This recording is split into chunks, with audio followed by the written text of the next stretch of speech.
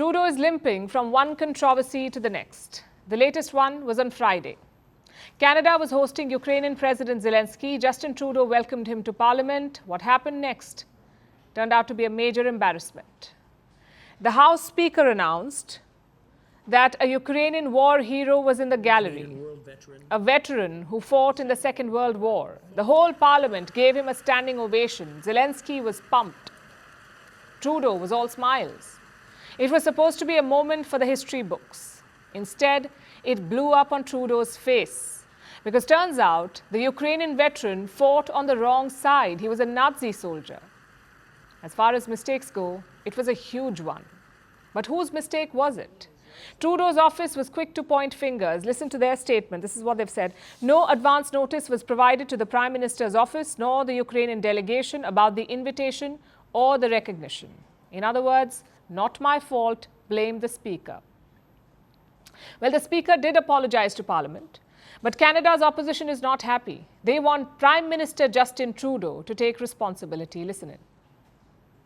It is the Prime Minister whose government is responsible for both security and diplomatic vetting of everyone that comes in close proximity of a foreign leader on Canadian soil, particularly a foreign leader who is at war.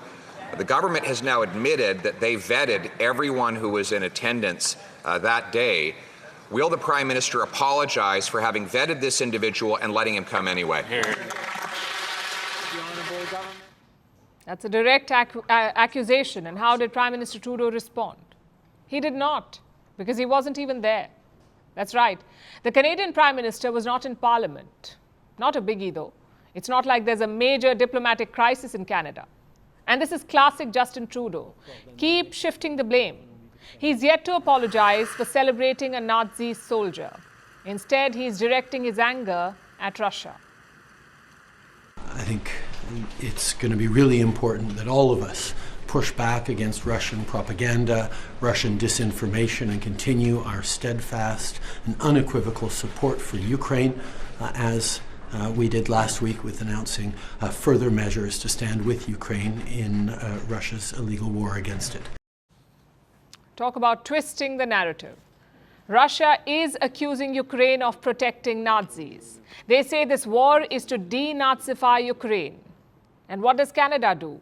Make Zelensky give a standing ovation to a Nazi soldier. Of course, Russia will weaponize this. Any country would. But it's not just Russia. Poland is asking Justin Trudeau to apologize. So are Jewish organizations around the world. You see, it's easy to talk about propaganda and disinformation, but the fact is, Trudeau's government organized this disaster. Maybe it was the Speaker.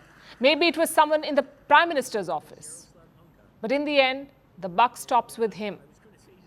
So why hasn't Justin Trudeau apologized? It's not like he has a problem saying sorry. In fact, Trudeau is something of an apology expert. He has issued 10 public apologies since taking office. 10. Most of them are not for his mistakes, though. They are for mistakes from Canada's past, like turning away migrants in the 20th century, or the killing of Indigenous children, or the persecution of Canada's LGBT community. These apologies did not hurt Trudeau. They boosted his popularity. They made him the darling of political correctness, the prince of woke. But now he simply can't say sorry. That too for a mistake that happened under his watch. It sums up Trudeau's foreign policy.